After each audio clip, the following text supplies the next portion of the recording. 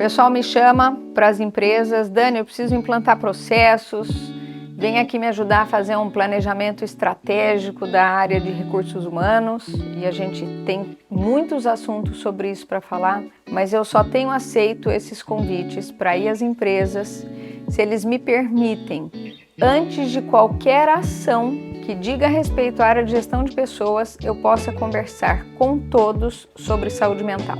Saúde mental deixou de ser um assunto dentro da nossa realidade e atualidade que diz apenas da clínica, da psiquiatria ou da psicologia. Isso se tornou um assunto coletivo. Nós precisamos fazer com que o assunto de saúde mental seja algo que passe por todos nós, porque muitas vezes a gente não tem entregas como deveria, não porque nós não temos bons colaboradores, bons líderes, um bom produto, mas porque a nossa equipe, o nosso pessoal está adoecido. Por que eu estou dizendo isso para vocês? Porque nós vamos sim fazer o nosso curso de beabá de gestão de pessoas, mas nós não vamos fazer o curso sem antes falar de saúde mental.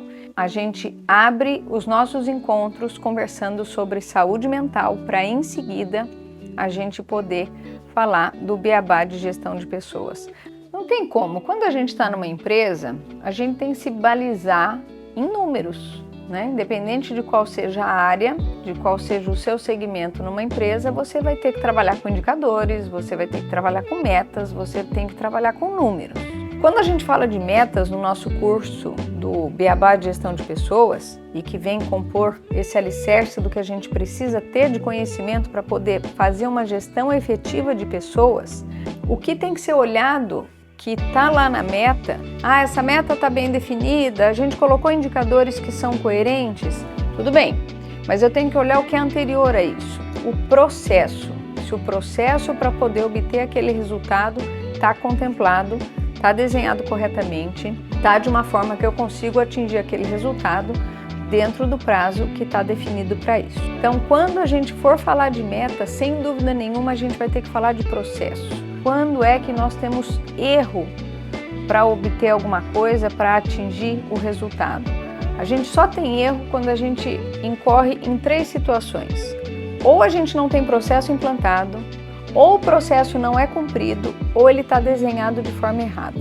Porque se eu tenho um processo definido e cumprido, de forma que ele esteja correto, eu vou conseguir obter a minha meta. A gente vai falar disso um pouco mais detalhado quando a gente for falar de meta. Outro ponto muito importante, e assim, a pessoa pode ter um currículo fantástico, a pessoa pode ter uma experiência excelente, muitos anos, mas isso por si não vale se a pessoa não estiver de tempo em tempo sendo treinada e desenvolvida.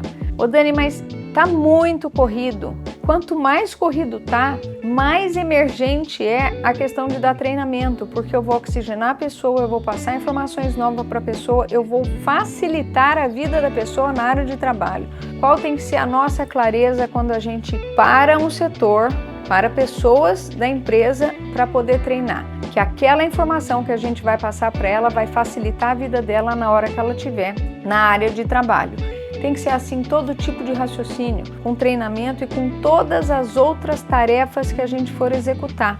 Isso que eu estou fazendo com esse pessoal, se é uma reunião, se é um treinamento, se é um bate-papo, se é uma abordagem, isso vai ajudar na entrega que ele tem que me dar? Se sim, ok, nós vamos fazer. Se não, eu tenho que repensar se eu tenho que ter aquela abordagem que não colabora para a entrega que eu preciso que a minha equipe tenha.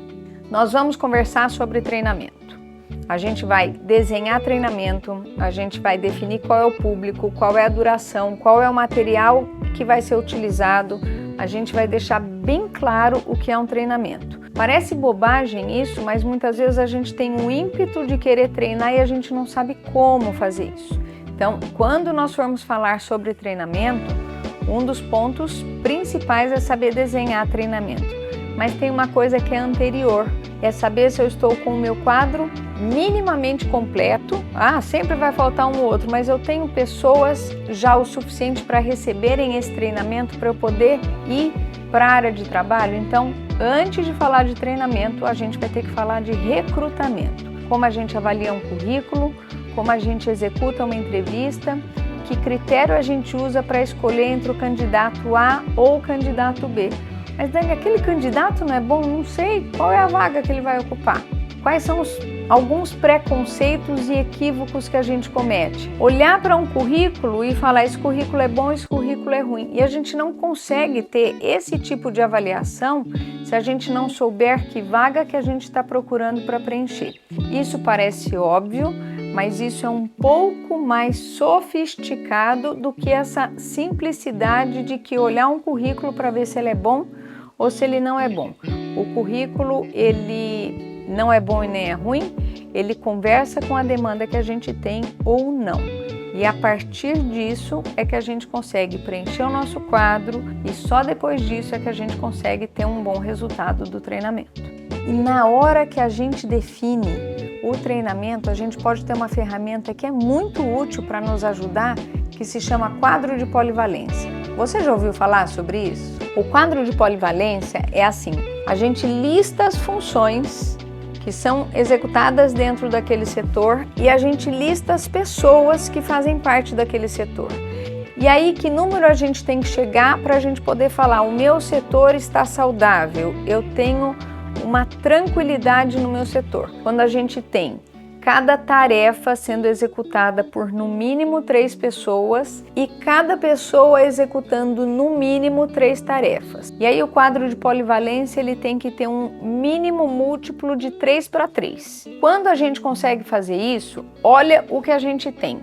A gente tem possibilidade de fazer um planejamento de férias, a gente tem possibilidade de permitir que a pessoa possa se ausentar por um imprevisto ou a pessoa ficou doente e a gente não tem prejuízos no setor porque a gente tem pessoas que conseguem desempenhar aquelas funções. Quando eu consigo ter isso bem estruturado, quando eu consigo ter a minha grade de treinamento trabalhando de uma forma planejada, a gente vai falar disso também quando a gente falar de treinamento. Ô Dani, mas o quadro de polivalência cabe em qualquer setor? Em qualquer setor, independente do que seja fabricado, do que seja executado.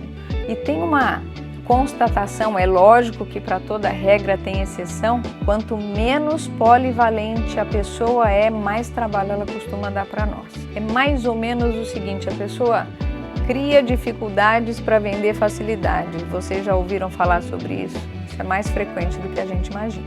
Um outro assunto que é abordado no curso do Beabá de Gestão de Pessoas é a questão do feedback.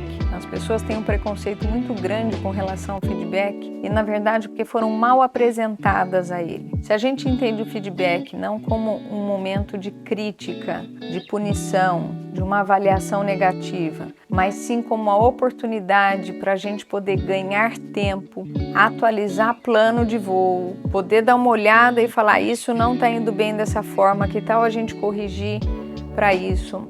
Eu entendo que quanto mais claro a gente é, mais óbvio a gente é, mais rápido a gente leva a notícia, melhor para todo mundo. As pessoas têm uma dificuldade muito grande, a gente vai conversar sobre isso e desmistificar essa dificuldade, tanto em dar quanto receber feedback. Tem uma questão de vaidade humana que atrapalha muito, então a gente vai conversar sobre isso, porque na hora que a gente desfaz esse equívoco com o feedback, e muitas vezes ele fica arraigado numa situação de levar para o pessoal uma coisa que é profissional, e quando a gente consegue desvincular isso e entender que está falando daquilo que está sendo feito e o quanto nós podemos melhorar aquilo, a gente consegue excelentes resultados. E como a gente vai evitando situações difíceis no dia a dia, vocês já viram aquilo? A gente fala de tudo, menos do que é importante. Do que vocês conversaram? Ah, disso, mas e disso? Não, disso eu achei melhor não falar porque é muito delicado, mas isso é que tem que ser falado. E é muito frequente a gente falar de tudo, menos do que é importante. Qualquer problema que a gente deixe de falar, né? Ah, eu deixei ele um pouco de lado. Ele não se resolve por si, ele aumenta. Se é para registrar algo do que eu estou dizendo agora, registrem isso. Qualquer problema que é adiado, ele fica maior. Ele não se resolve sozinho.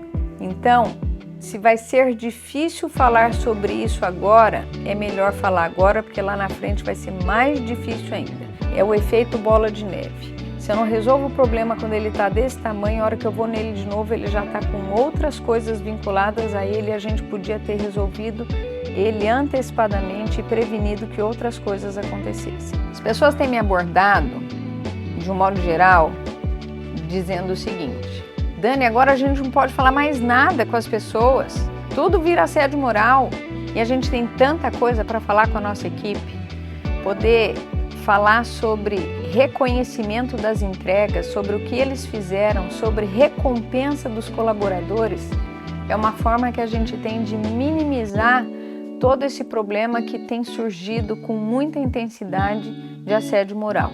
Ou seja, quando nós falarmos sobre recompensa de colaboradores, a gente vai sim também falar sobre assédio moral. Falar de recompensa com a nossa equipe é poder levar os assuntos de uma forma que seja clara, que seja delicada e que a gente consiga transitar com muito mais tranquilidade no que diz respeito às entregas que eles fazem. A gente morre de medo quando fala de recompensa, fala, mas eu estou trabalhando no vermelho, mas agora que eu saí do vermelho, a pandemia acabou comigo. Por que a gente associa a recompensa simplesmente à questão financeira? A gente vai conversar sobre isso.